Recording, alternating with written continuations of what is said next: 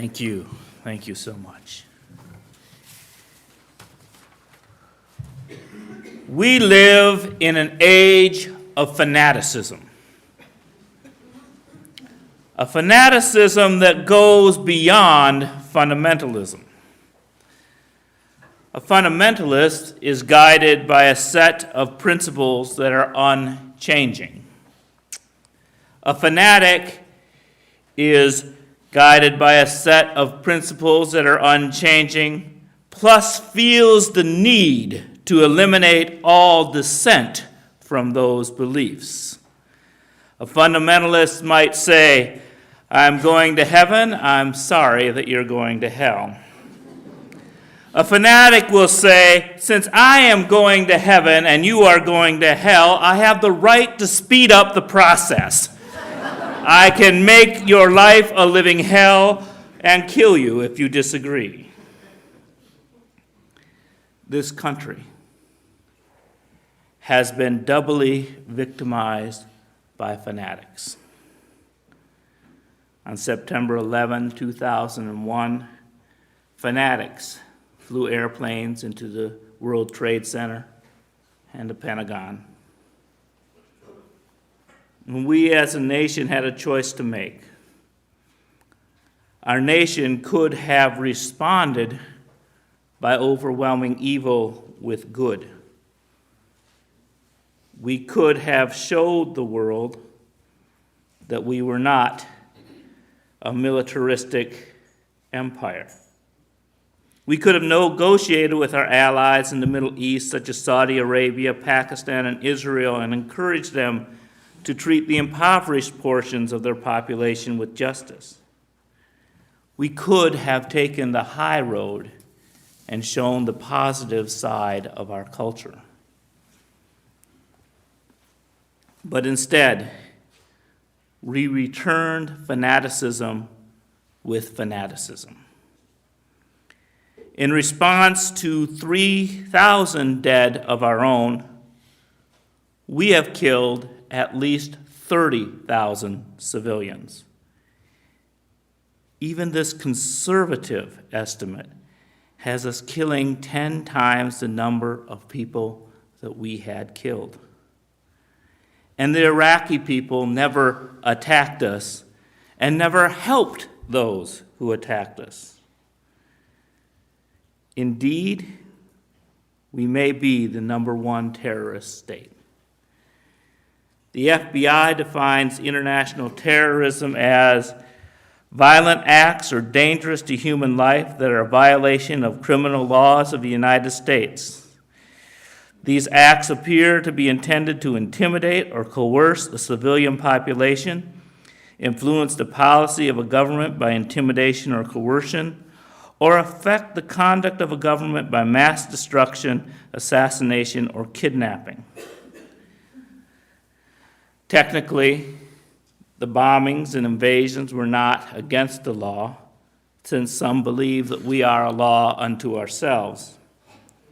But our acts certainly could be described as intended to intimidate or coerce a civilian population, to influence the policy of a government by intimidation or coercion. When Harry Belafonte says we are a terrorist nation, he's not far from the truth. There is no doubt that we have engaged in the mass destruction of Iraq. And after 3 years, we've been unable to rebuild. We have held many prisoners without bringing legal charges, which is similar to kidnapping. 40 years ago, Dr. Martin Luther King Jr. and about 300 people were in a Birmingham jail, and the movement had run out of bail money. But getting out of jail was theoretically possible because we lived in a country that had the due process of law. Harry Belafonte was able to raise $50,000 in bail and set the captives free. We do not know how many are held without the opportunity to see a lawyer? Or how many have been sent to secret prisons overseas? There was no doubt that Martin Luther King Jr. had broken the law. He did so intentionally to highlight the injustice of Jim Crow laws in the South. But our government now holds people and refuses to say why, using the blanket excuse of fighting terrorism, but offer no specific charges to the public or to a court. Fanatics say that whoever does not support this is giving aid and comfort to the enemies. If the press or a politician timidly mentions the Constitution, they are shouted down as traitors. The Constitution is being violated. The Fourth Amendment of the Constitution states, "The right of the people to be secure in their persons, houses, papers, and effects against unreasonable searches and seizures shall not be violated, and no warrants shall issue upon probable cause, supported by an oath and affirmation, and particularly describing the place to be searched, the persons or things to be seized." Yet our government argues that no warrants are necessary because of the war on terror. Fanatical correctness says the president is right because the president says so. I might not be fanatically correct in saying this, but I think violating the Fourth Amendment is a high crime, at least a misdemeanor. But liberals seem too polite to mention it. They do not want to be seen as unpleasant. They do not want to be the bearer of bad news, afraid that voters might kill the messenger if the message is unpleasant. There is a hesitancy to call tyranny tyranny. There is a reluctance to call injustice injustice. Dr. King had trouble with lukewarm liberals who were unable to find their voice. He wrote, "A second area in which there is need for strong leadership is from the white northern liberals. There is a dire need today for a liberalism that is truly liberal. What we are witnessing today in so many northern communities is a sort of quasi-liberalism which is based on the principle of looking sympathetically at all sides. It is a liberalism that is so intent on seeing all sides that it fails to become committed to either side. It is a liberalism that is so objectively analytical that it is not subjectively committed. It is a liberalism that is neither hot nor cold, but lukewarm. We call for a liberalism from the North that will be thoroughly committed to the ideal of racial justice and will not be swayed by a propaganda and subtle words of those who say, 'Slow up for a while. You are pushing too fast.'" In this passage, those of you who read your Bible will know that King was referring to the book of Revelation. "I know your deeds, that you are neither cold nor hot. I wish you were either one or the other. So because you are lukewarm, I spit you out of my mouth. You say, 'I am rich, I have acquired wealth and do not need a thing,' but you do not realize that you are wretched, pitiful, poor, blind, and naked." I wonder if King would look at us and call us lukewarm liberals. A Supreme Court justice is about to be confirmed. On criminal search and trial and sentencing cases, he sided with the government 29 times and the defendant only 3 times on appellate decisions, a rate of 91%. All other appellate judges had a rate of 54%, and even other Republican-appointed judges had a rate of 65% in defendant. Beneath the quiet, moderate exterior is a judge who shows little sympathy with the Bill of Rights. The Fourth Amendment is being torn to shreds. Fanatics say only criminals have something to worry about illegal wiretapping. Well, I may not be fanatically correct, but I think the Bill of Rights is worth defending. We are way past time for worrying and should be mobilizing for action. Why do liberals have trouble finding our voice? Our willingness to explore both sides of a question makes us less decisive. A religious fanatic will ask, "Is God real?" and expect a yes or no answer. A liberal will respond, "What is reality? How is God defined?" It depends on what the meaning of the word is.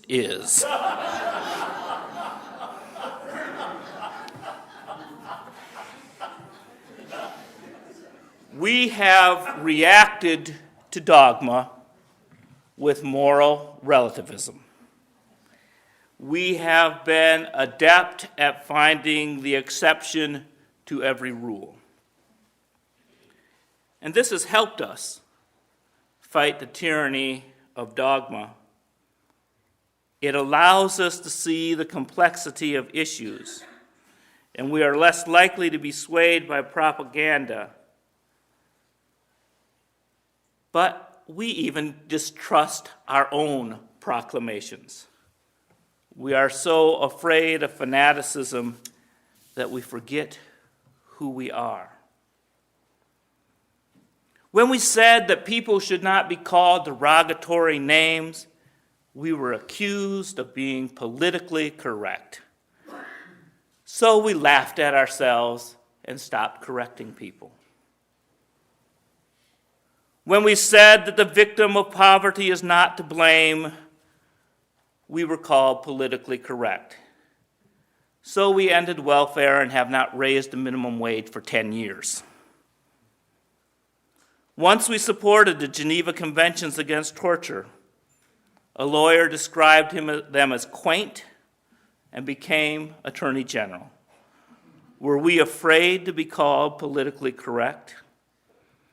When we say that Islam is no more violent than Judaism or Christianity, we are called naive. We said that all people should be searched. We remembered that Tim McVeigh did not fit the profile of terrorists. We were told to stop being politically correct. Fear of being called politically correct has gutted our sense of prophecy. Dr. King lamented, "All too often I have seen religious leaders stand amid the social injustices that pervade our society, mouthing pious irrelevancies and sanctimonious trivialities. All too often, the religious community has been a taillight instead of a headlight." How can we, as UUs, be a headlight rather than a taillight?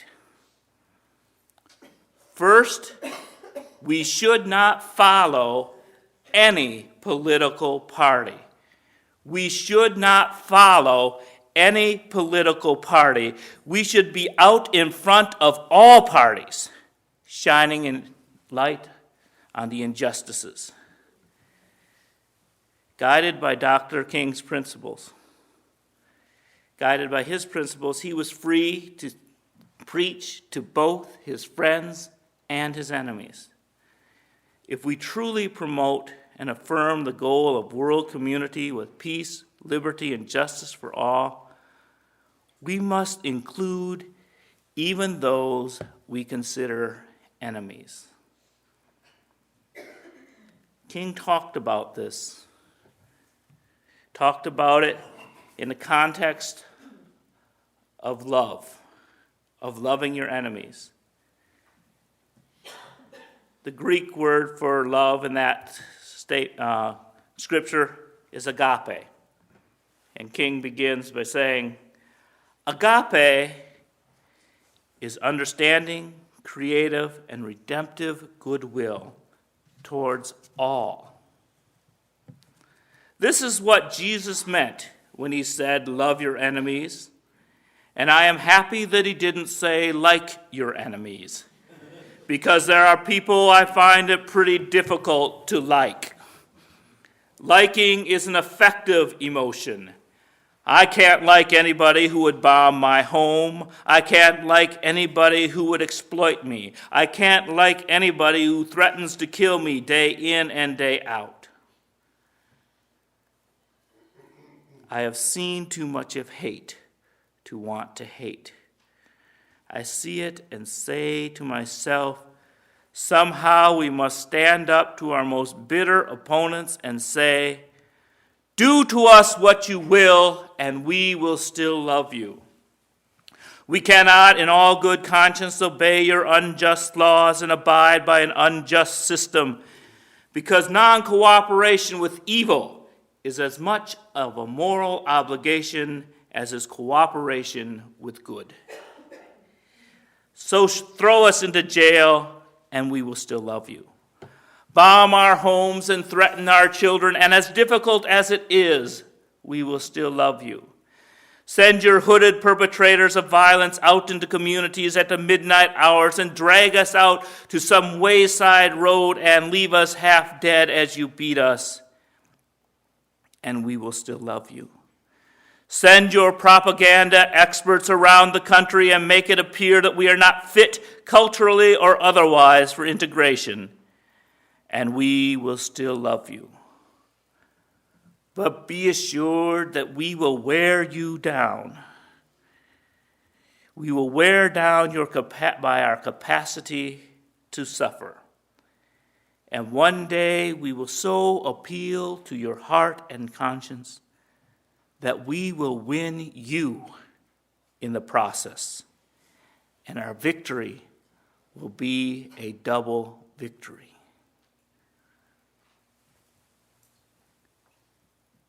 The willingness to suffer for what he believed made Dr. Martin Luther King an extremist. But he was not a fanatic. Not a fanatic because he sought to include people rather than eliminate them. If we lived our UU principles, we would be just as extreme. But sometimes, when it comes to our free and responsible search for truth and meaning, we stall. Sometimes we feel we cannot act until all the facts are in. And there are always new facts. So we always have an excuse to wait. If we wait until all the facts are in, then we will know for certain what we should have done when our country needed us. But then it'll be too late.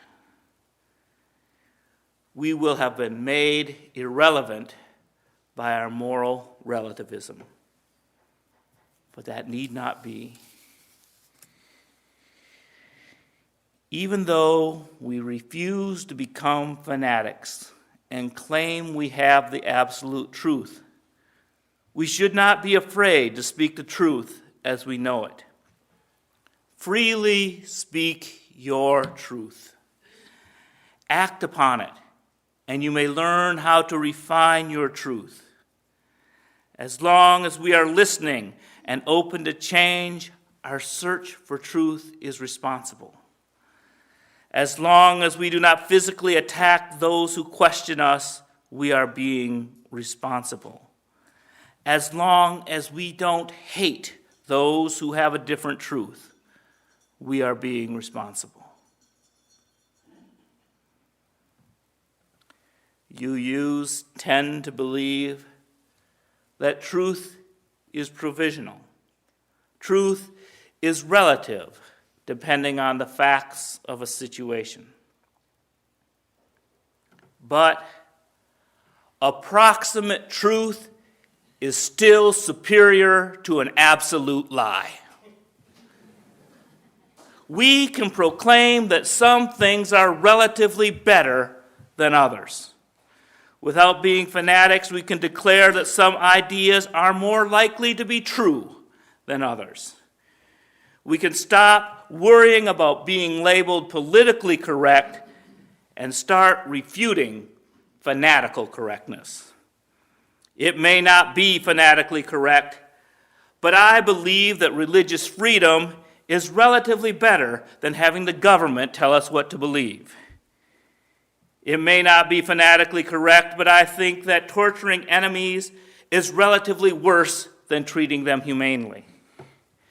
It may not be fanatically correct, but I think search warrants are relatively better than police having the freedom to imprison everybody they suspect. It may not be fanatically correct, but I think gun crime may somehow be related to the availability of guns. It may not be fanatically correct, but I think the statements by polluting industries about global warming may be relatively untrue. They say it does not exist, but Oklahoma is having summer wildfires in January. And just last Friday, the 13th of January, we had a summer thunderstorm complete with a tornado watch. It may not be fanatically correct, but I think it's relatively silly to be afraid of gays and lesbians. It may not be fanatically correct, but it is relatively oppressive for a government to force rape victims to carry off fetuses to term. It may not be fanatically correct, but I think killing over 30,000 Iraqis is a relatively bad way to make them our friends. Today, after service, we will be holding a workshop on social actions. We will be trying to find our voice and find a way to raise our voice in a world deluded by the din of destruction. May we find our voice and speak to the community. But let us now, in this Sunday service, speak to each other about how to live by our principles. I open the floor to you.